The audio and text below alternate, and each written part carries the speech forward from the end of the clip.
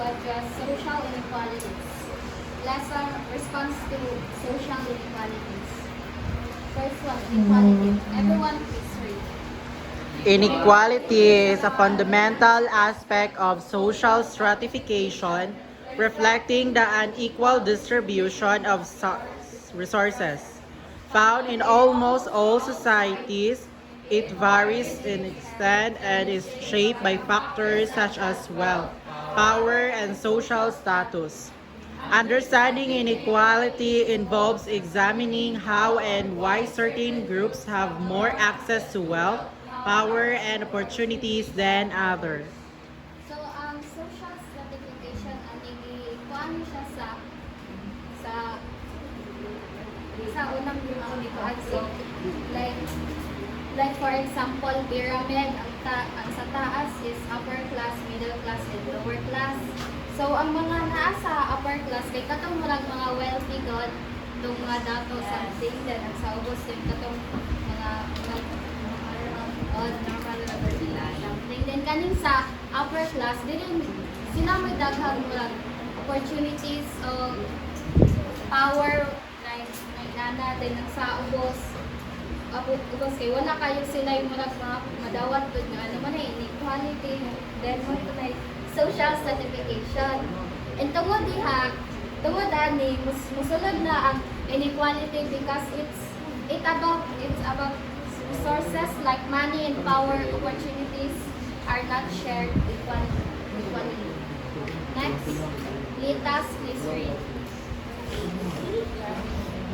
Social ranking like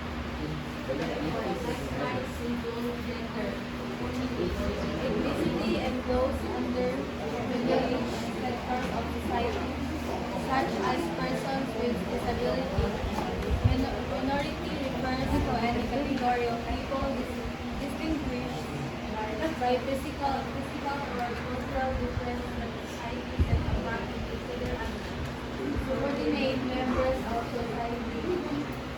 So, in other words, society ranks people isn't just about money. It's also about things like being a man or woman, your race, or if nakakay disability. Some groups called minorities, like the minorities is like religion-led na yung mga disability are treated as less important because they are seen as different. Tungod aning social ranking ni create siyang unfairness and inequality, giving some people fewer chances in life. So,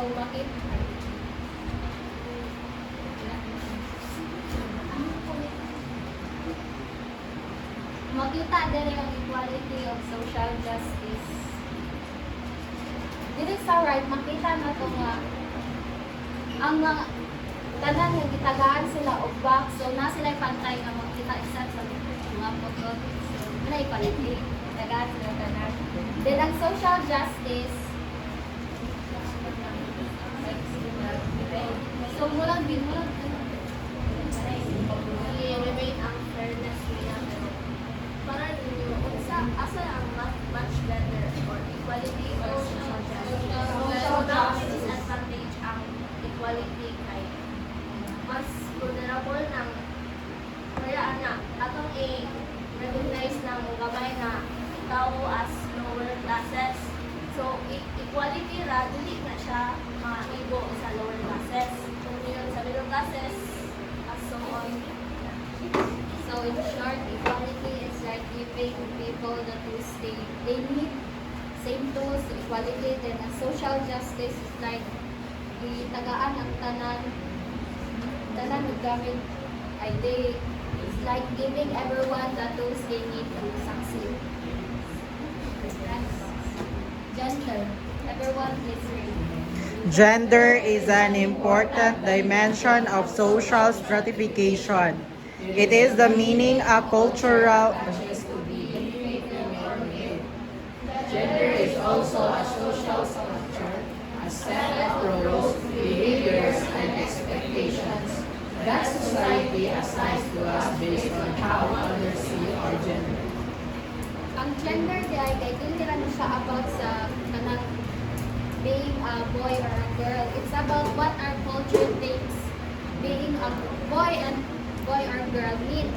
Like for example, ang society ni create of rules or like expectation for how men and women should act on a social construct. Walang paniniwala ko sa society nga, if lucky ka, dapat imuhang buhaton pag lalaki na sa ito bayi. Ana, like feminine, magbuan. Social construct is like we must or should act based on our gender. Wait na resulti nga, ang laki is dapat kusgan din, ang bayi dapat gentle or magiging kunay social construct. Gender inequality refers to the unequal or unfair treatment of individuals based on their gender. So gender inequality means that people are treated differently or unfairly just because of their gender. So like for example, Dahil- ang mga babae ron kay murag ikuanan man gud na dili sila angay ma leader god kay they treated as kanang weak. Well, then same thing goes for boys nga, like una sa society nga ang boys is dapat iskan dili na rin mo hilak dili mo sila pareha sa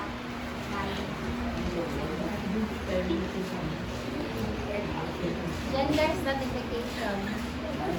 Manolong, please read.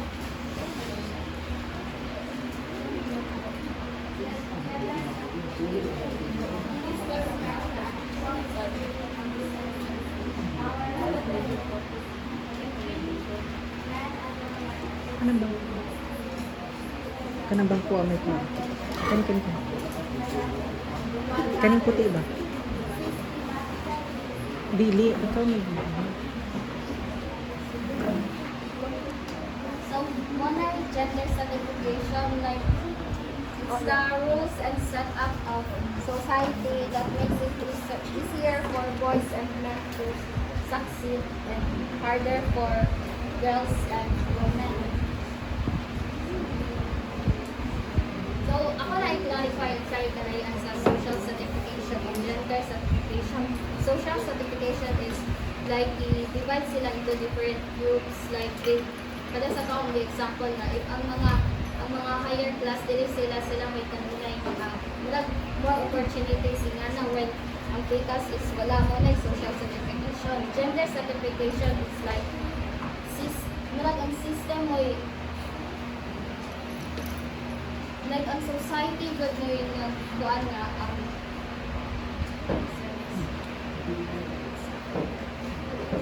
kanang lalaki may kadalasan na mo succeed kaysa sa bayi. So di anang tungod aning duha outcome is gender inequality. So gets like back social. Next we kuan how can I go on our gender inequality means? So number one is speak out about your own experience. It's important if you feel comfortable to call out your own experiences of gender inequality. This could be highlighting sexist remarks made by your friends or peers or reporting harassment regardless of places. It's important to note that there are dangers associated with calling others out on their behavior. People may not like to have their viewpoints challenged. They may react in a negative or abusive way. So, kaning speak out about your own experience is like, muna siya igapahilumdum sa like, mga kababaihan na ilabi na like, sa sinaunang panahon, ang mga babae o ang mga lalaki is lahi silang standard. Kaya ang mga babae sa sinang panahon is ang pag-ila sa mga towers sa mga lalaki nila is dapat naragit sila sa balay. Then ang mga lalaki mo yung manita og trabaho. While ang mga babae or ang mga asawa is mabilin sa ilang balay, if dili nila matrabaho pag ayaw ilang mga trabaho sa kanimalay, pasakitan sa ilang bana or sa ilang asawa. So, muna sila example sa harassment. So, sa unang panahon is ang mga guys, mahadlok sila mo report sa mga autoridad kay kuan kanang tungod kay marag mupo ra kay ilang paglantaw sa ilang kaugalingon. So, kanis siya is nagtudlo sila nato nga if makasinati ta or about sa mga gender inequality labi na harassment is need na to niyo siya i-share para like ang mga negative nga mga epekto ani sa imong kanang sa imong kaugalingon is mao ni magduso ni mga pulihan ni siya o kay kanang positive na impact sa imong life kay while magod makasinati ka o kanang ingani is marag buko na kay kag panglantaw sa imong ginabuhi para maana na kay ito ay nakasinati ko ani wala na koy maabot ani may marag basta murag mo daw na ka so need ni mo nga mo looking forward ka para magulihan na siya o positive. If a situation fails to prioritize your safety, when experiencing discrimination, alert an authority figure like staff on public transport of your teacher, boss, and raising awareness of these issues, encourage them to intervene and help find a solution. So, mo to yung giingon na atong kuan kanina is kuan if makaagi ka ni is need mo siya idol example sa SWD or sa mga ado nga nasa higher position kay sila may tanan makatabang nimo nga muhataw action nga example giabuso ka sa mga tagaan ka o may kanang justice na nahitabo.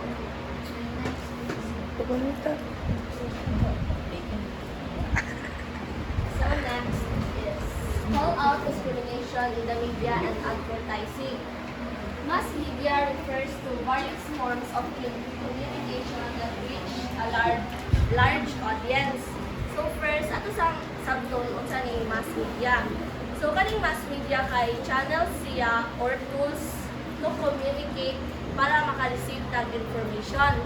For example, websites, mga blogs, podcasts, online videos, mga televisions.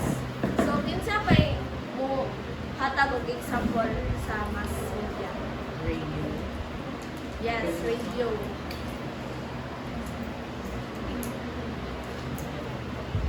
Raise your hands. So, ang another example ana kay newspapers, magazines, journals, or books. Then sa kuan digital kay websites, blogs, online platforms, and social media. So, mass media is a primary agent of socialization. Siya ang primary good in the study of socialization. If you come across stories that portray gender inequalities, write to advertisers, marketers, and media outlets.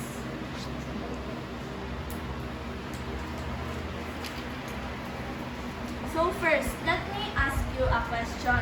Are there gender stereotypes in your textbooks at school? Diba, makita ko tag kadalasan kamay rapod sometimes. So, does an advert in your city objectify women?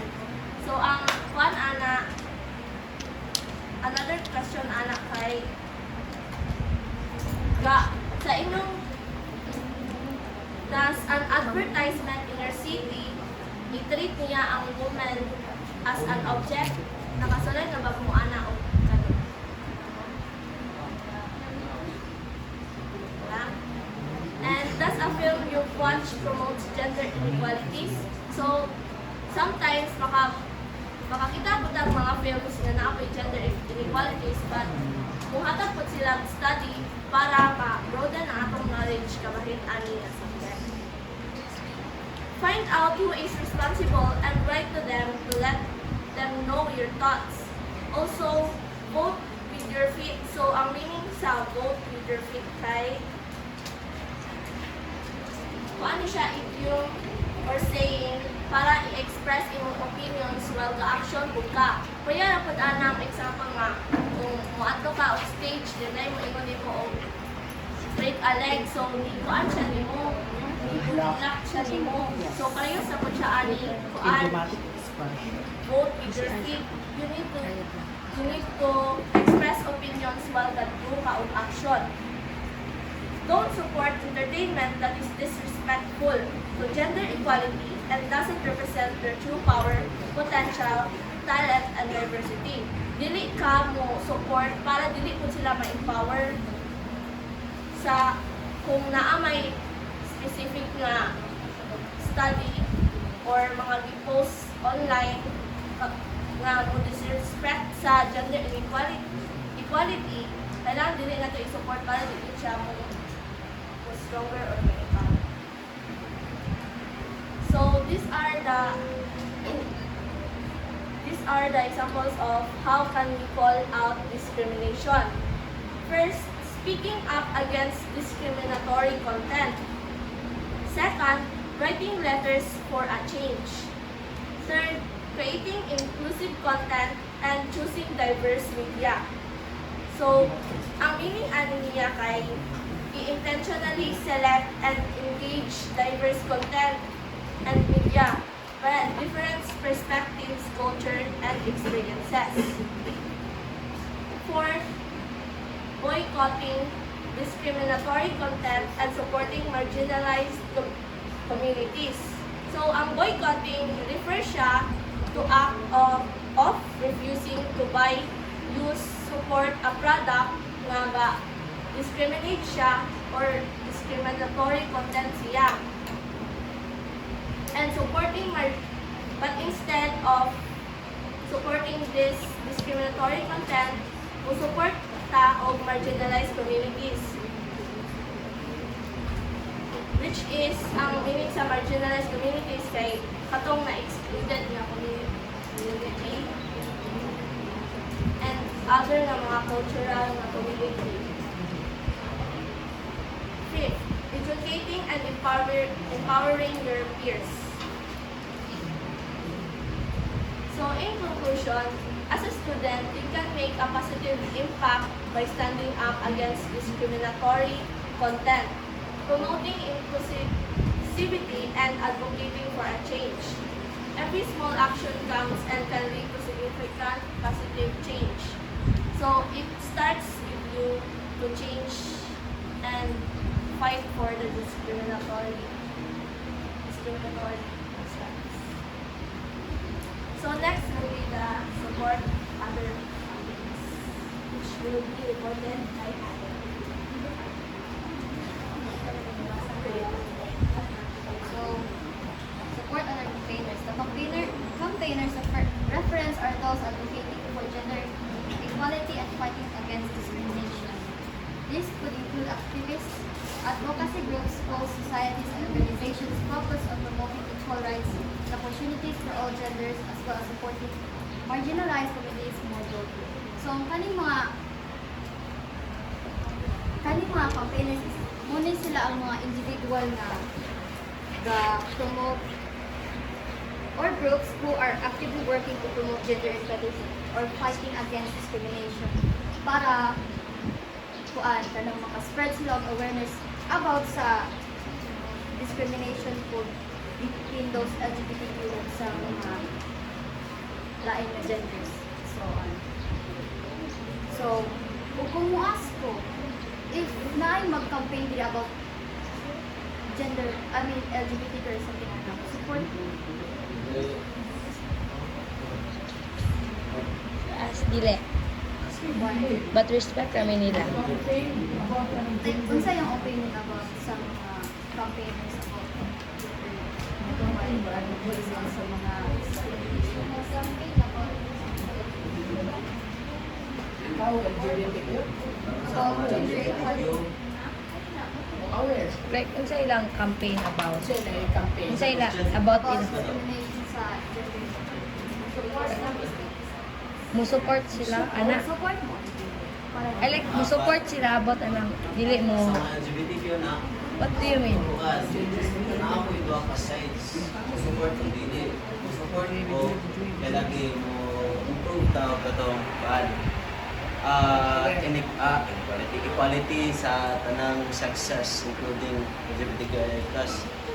Tapos dili ko mo support sad kay ang uban mong God mo disrespect sa religion, like for example katong I think last year na ato'y nagkuhan na ay nag-campaign o kanabang LGBTQ nga kuan Founders Day. murag marathon Oh. ana tapos ilang gi naiga murag naa man toy kuan ba murag preacher nga nagpakalat og word sa Ginoo nya ilang gibastos nya katopong kuan nakita ko sa internet naiga baptize tapos ilang disrespect muna kung two sides pero I'm more on supporting them kay Support lang, but dili mo. I'm more on supporting them.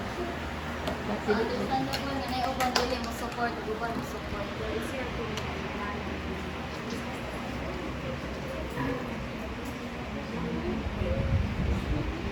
Lain-lain campaign dili ra sa kuan sa LGBTQ.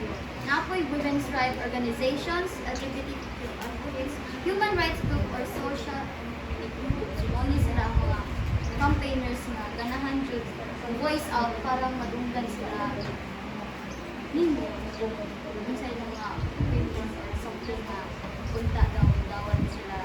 Pero okay, it's okay lang ha. Dili mo mo support, you can just ignore it. So it's better nga respect lang mo even if dili mo ka naman support. So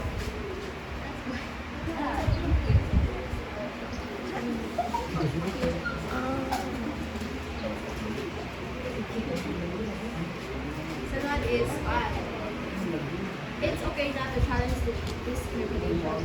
As mentioned above, sometimes calling out discrimination can carry risk. It's not your job alone to fix the world, just changing how we relate with others, demanding that others do the same, will not end gender inequality.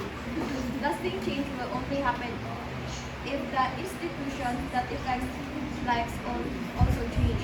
Don't feel defeated by these big obstacles. Each small achievement is extra step towards our goal.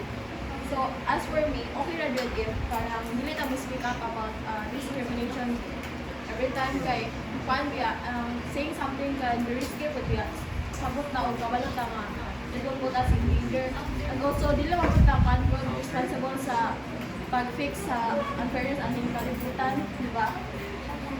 Okay, even if we treat people equally or as anyone to do the same, dili raman din diya mo end ang discrimination. So as for me, 100, do what you can do to fight discrimination, but do not feel guilty if you cannot challenge it.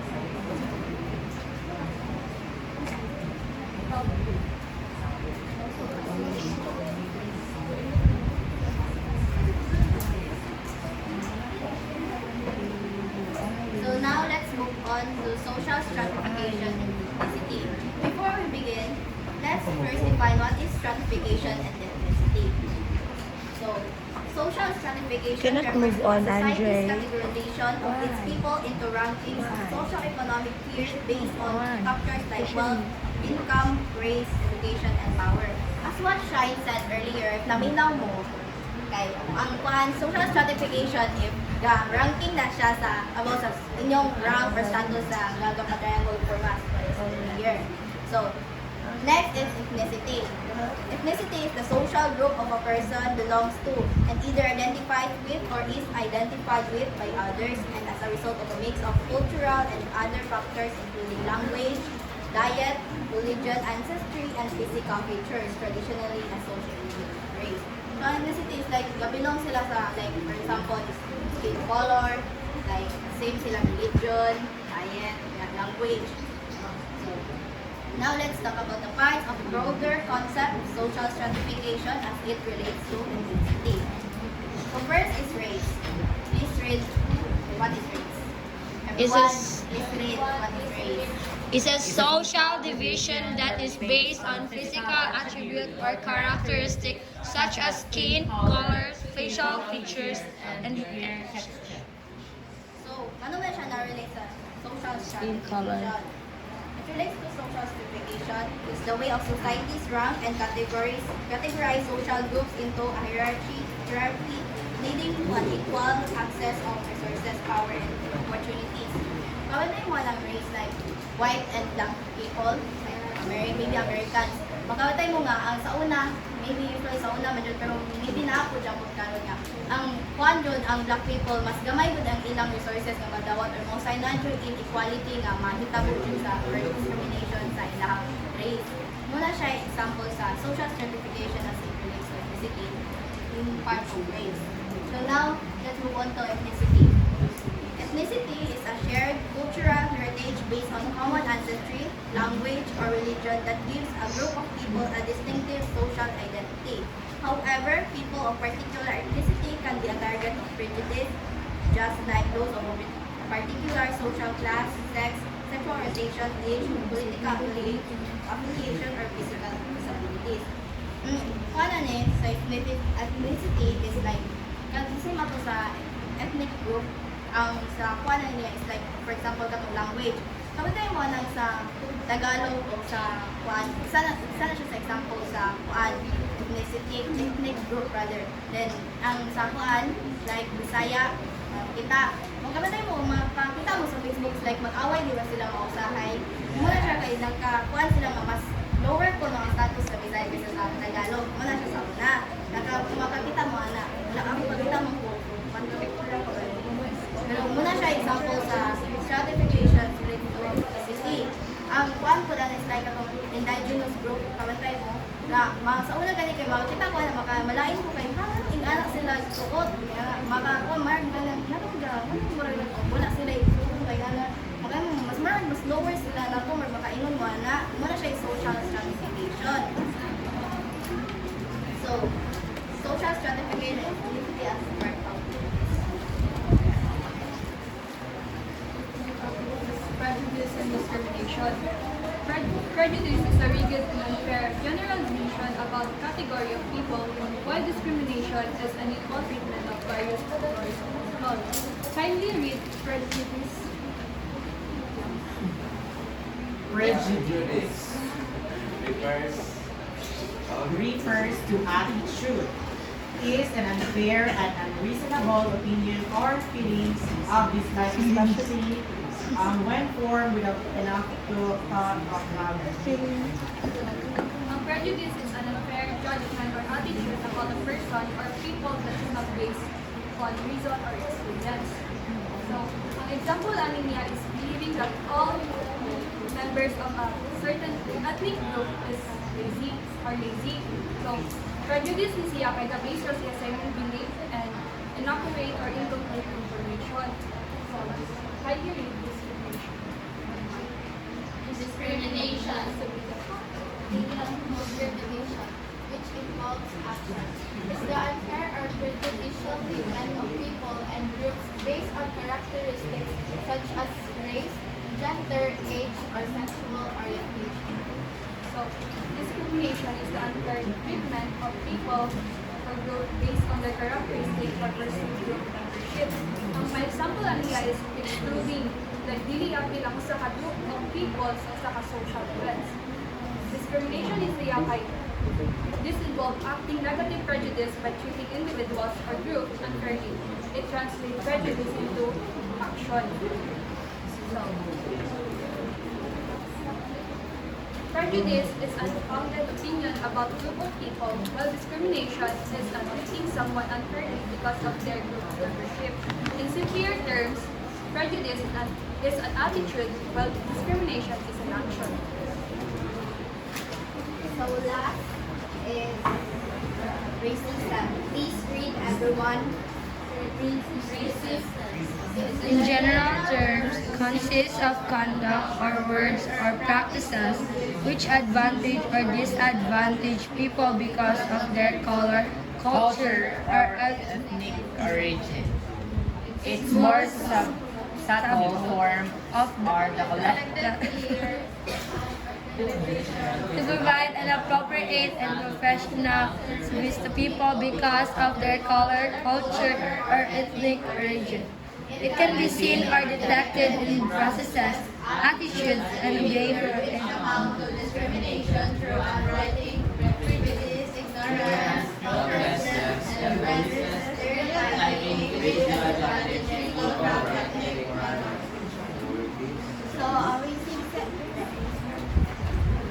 So, kabalo naman ta siya kay common naman kaayo gyud nga kuan. So sa ato gyud di gyud nato na malikayan nga mabuhat gyud nato na sa usa ka tawo gyud. So kabalo nang gyud pud kung unsa gyud nang pasabot ana.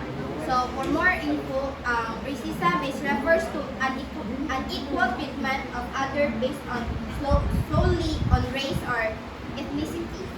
So racist incident and harassment can take place in any institution regardless of the number of pupils from different ethnic background within it. The fight against racism begins with being informed, identifying manifestation of racism and how it can be countered, while impact on our present social stratification and being shaped, especially on those who are its victims. So dapat yun as a human, dapat yun na itong mahibalan kung asar yun tataman para especially for those victim nga makuan yun na to, especially yun nga di yun na to malikayan nga mabulig yun na to based on most common yun na to makitaan nga mabulig yun ta is our skin, diba? So dapat yun dapat yun likayan yun na to na as much as possible dapat yun na malikayan na to ato i-control ato ang kaugalingon yun.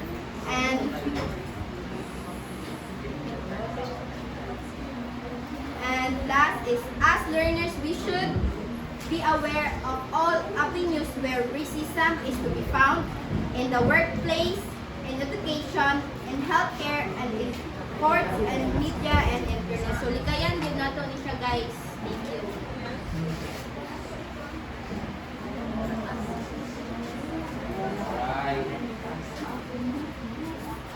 So the last part of our report, it is social stratification and the differently able person. So unsa man ang social stratifications gani? Lower class. Una ang mga classes from top to bottom. Nya unsa man ang different abled persons? Kinsay makahatag og kuan mga examples? Different abled persons. Differently able persons. Buta. Sa.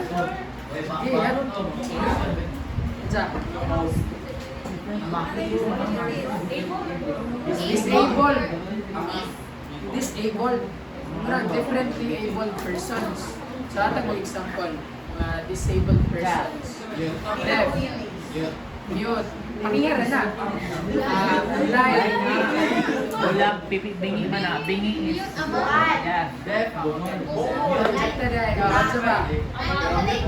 Walay tayo ganapan. Ano siya tawagan? Pangkol. Walang par. Walang parts.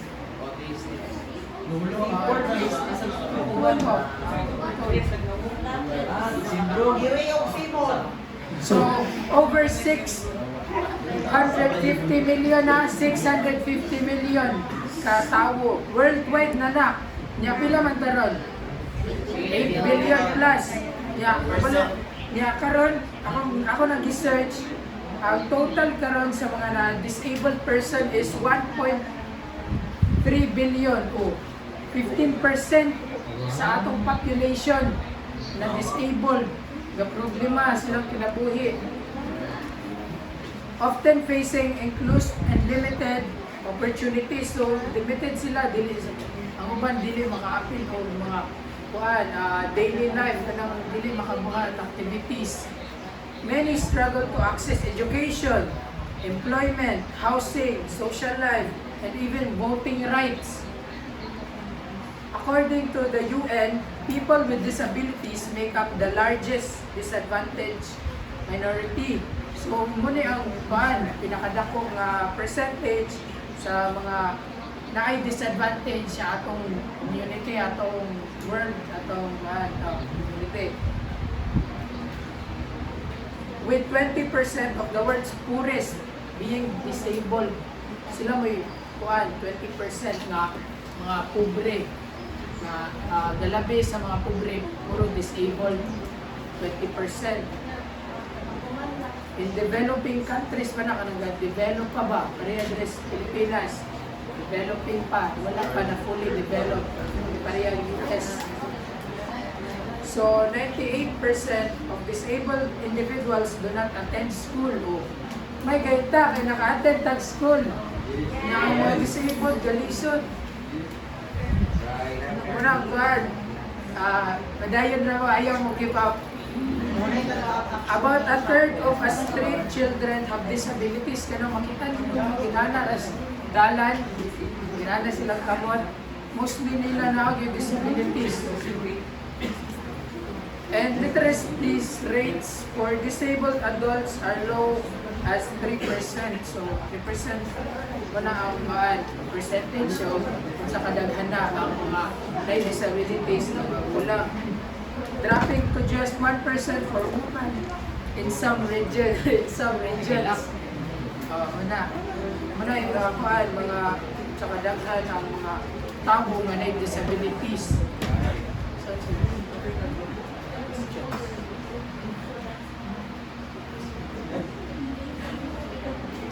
So that's all for our report. Thank you.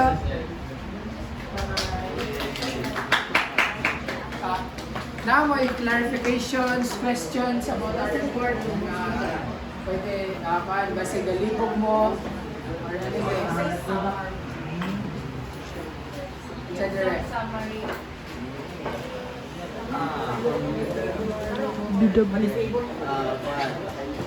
You said earlier that there are 650 million disabled persons in the world. Ano sa ito?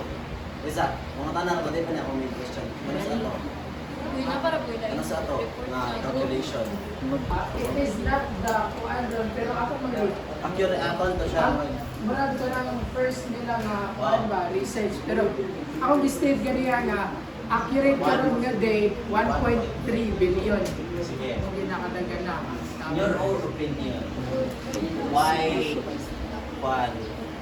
ano mang nitaas ang mga tao na daghan? Dili siya pangutana. Para nimo, unsa ang main reason nganong nidako ang population, nitaas ang mga cases sa mga disabled persons?